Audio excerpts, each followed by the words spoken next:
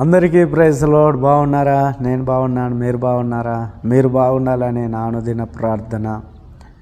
ప్రియులారా, ఈ దిన వాక్యాన్ని మనం చదువుకుందాం.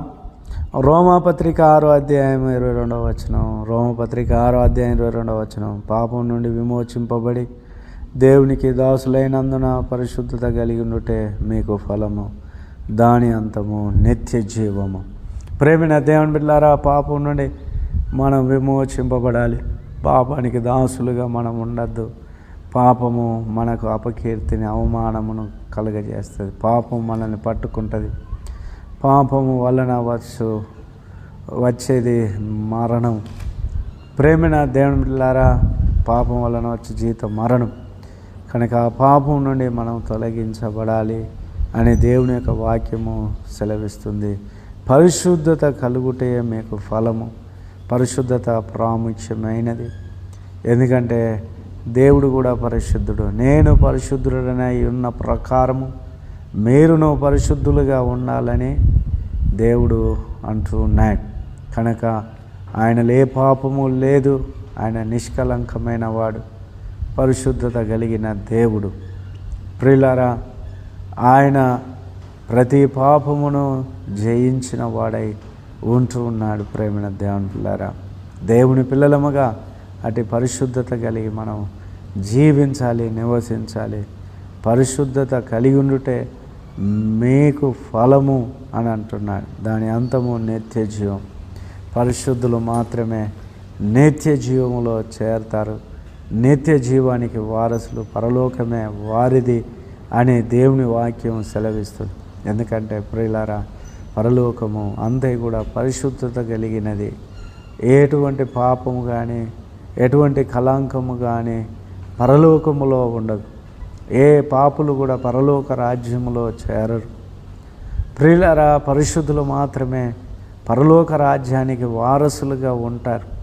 కనుక పరిశుద్ధత అనేది చాలా ప్రాముఖ్యమైనది. ప్రేమైన దేవుని పిల్లారా, అట్టిది మనం కలిగి ఉండడానికి ప్రయాసపడాలి. ఈ లోకంలో మరి పరిశుద్ధత కలిగి ఉండడం అనేది చాలా కష్టతరమైనది. ప్రేమైన దేవుని బిడ్డలారా, చూడండి, కుమ్మరి పురుగు లాంటి జీవితం మనం కలిగి ఉండాలి.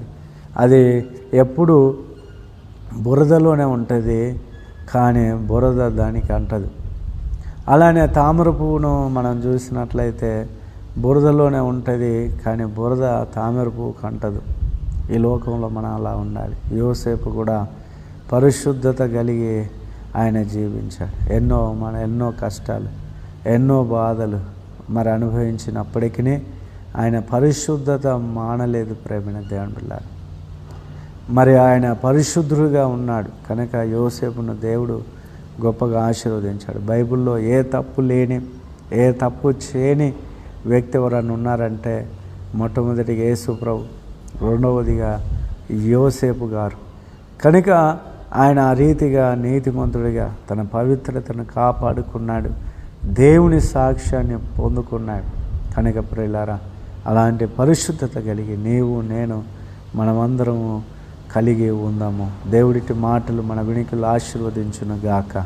ప్రార్థన చేసుకుందాం. మహోన్నతుడైన దేవ, కృప కలిగిన తండ్రి, మీ ఘనమైన ఉన్నతమైన నామమును బట్టి వందనాలు ప్రభా. ఇదిగో నాయన, పరిశుద్ధత కలిగి ఉండమంటున్నావు. ఈ పాపభూయిష్టమైన లోకములో కుమ్మరి పురుగు వలె, తామర పువ్వులాగా నాయన యోసేపు వలె ప్రభా మేము జీవించినట్లుగా నీ కృప దయచేయమని ప్రార్థిస్తూ ఉన్నాం.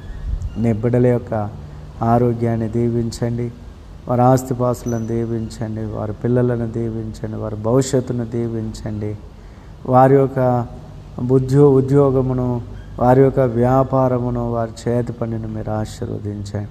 ఈ దినమంతయు నాయన, కోడి తన పిల్లలను రెక్కల కింద భద్రపరిచినట్లుగా నీ బిడలను ఈ దినమంతయు భద్రపరిచి నడిపించాను. ఈ దిన కాపుదలని బిడలకు అనుగ్రహించి మేము పొందమని యేసు నామములో ప్రార్థిస్తున్నాము తండ్రి. Praise the lord.